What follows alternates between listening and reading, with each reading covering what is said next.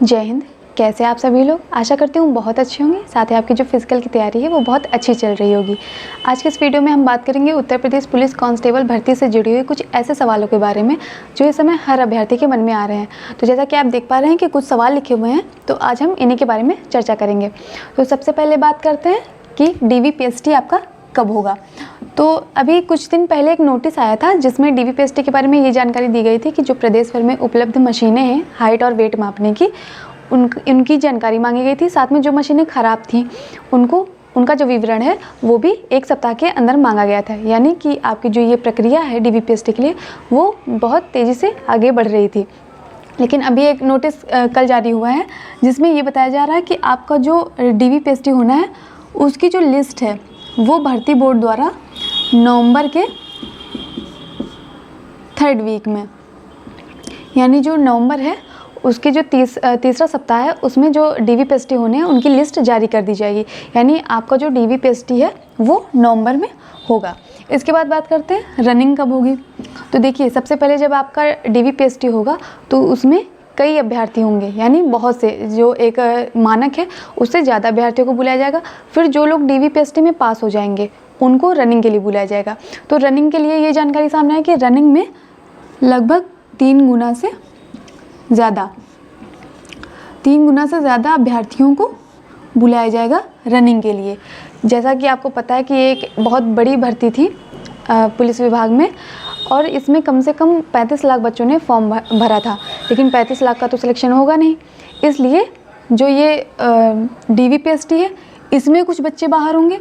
उसके बाद मान लीजिए बहुत बड़ी संख्या में पास होते हैं तो उनमें जो 3 गुना से ज़्यादा हैं उनको रनिंग के लिए बुलाया जाएगा। फिर जो रनिंग क्वालिफाई करेंगे वो आगे की प्रक्रिया में भाग लेंगे, और जो लोग फेल होंगे वो यहीं से उनका सफ़र ख़त्म हो जाएगा। इसलिए बार बार रनिंग के बारे में मैं ये कह रही हूँ कि आप अपनी तैयारी अभी से शुरू कीजिए। जो लोग ये कह रहे हैं कि रिज़ल्ट आने के बाद रनिंग करेंगे उनकी बातों में बिल्कुल मत आइए, और जो लोग ऐसा कर रहे हैं वो भी अपने में सुधार करें, अभी से रनिंग करें। मान लीजिए रिज़ल्ट आया और आपके नंबर बहुत ज़्यादा अच्छे हैं, लेकिन उनका कोई फ़ायदा नहीं है अगर आप रनिंग में फ़ेल हो जाते हैं। इसलिए अपनी रनिंग पर ध्यान दीजिए और तैयारी करते रहिए। इसके बाद बात करते हैं फिजिकल में कितने अभ्यर्थियों को बुलाए। तो ये चीज़ मैंने आपको यहाँ पे बता दी है कि 3 गुना से ज़्यादा अभ्यर्थियों को बुलाया जाएगा।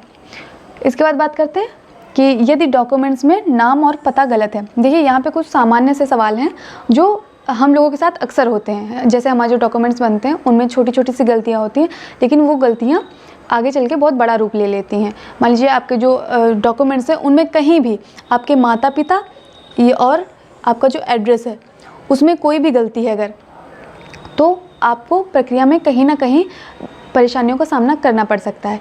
इसलिए बेहतर ये है कि आप अभी से अपने डॉक्यूमेंट्स चेक कर लीजिए, और अगर कहीं गलती है तो इसमें आपको करना ये है कि आपके यहाँ जो आपकी कचहरी है, कचहरी, तहसील, ठीक है, यहाँ पे जाके आपको करना क्या है, एक शपथ पत्र बनवाना है। शपथ पत्र आपके 2 बनेंगे, एक जो नॉर्मल बनता है, दूसरा ये जो अगर आपके डॉक्यूमेंट्स में कोई गलती है जिसको एफिडेविट भी कहते हैं, जो शपथ पत्र होता है उसको एफिडेविट भी कहते हैं, तो उसको बनवा लेना है। मान लीजिए आप दोबारा से अगर डॉक्यूमेंट्स बनवा रहे हैं तो उसमें बहुत एक लंबा समय लग सकता है, जिसमें हो सकता है कि इतना समय लग जाए कि आप उस प्रक्रिया तक पहुँच जाएँ लेकिन आपके डॉक्यूमेंट्स ना बन पाए, क्योंकि काम है ये बहुत धीरे होते हैं।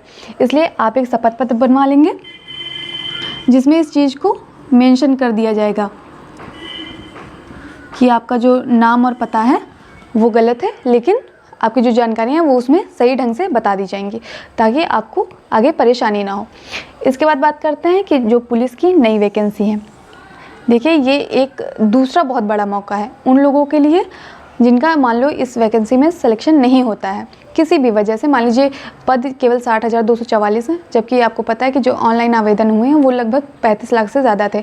तो हर अभ्यर्थी का सिलेक्शन नहीं हो सकता है।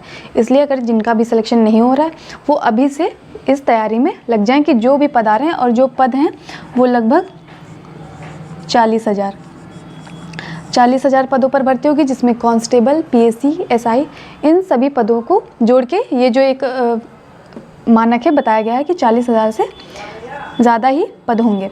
तो इनके लिए आप अभी से तैयारी शुरू कर दीजिए, क्योंकि अगर आप अभी से तैयारी शुरू नहीं करेंगे, मान लीजिए आप इंतज़ार करेंगे कि वैकेंसी आएगी तब हम पढ़ना शुरू करेंगे, तब तो बहुत से लोग पढ़ते हैं।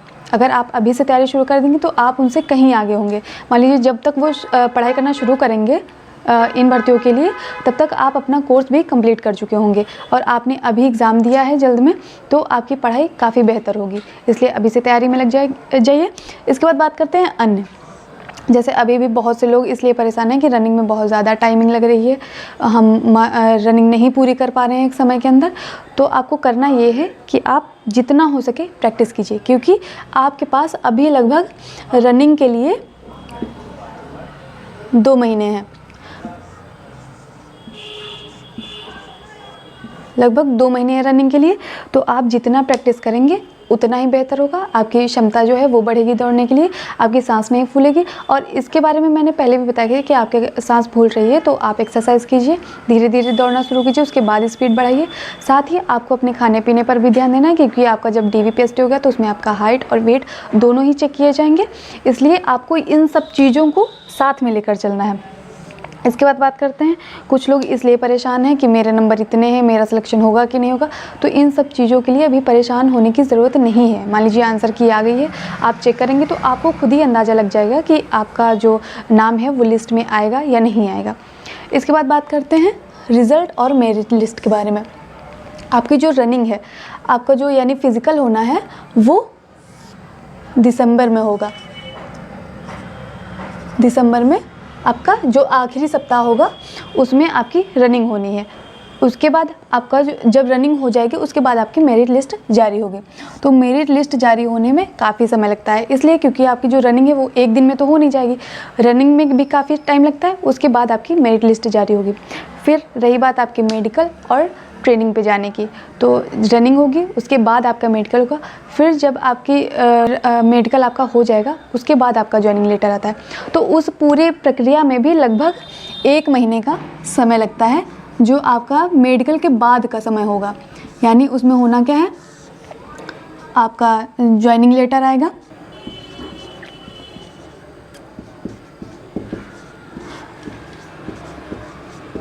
जॉइनिंग लेटर, उसके अलावा इसके बीच में आपका पुलिस वेरिफिकेशन भी होना है।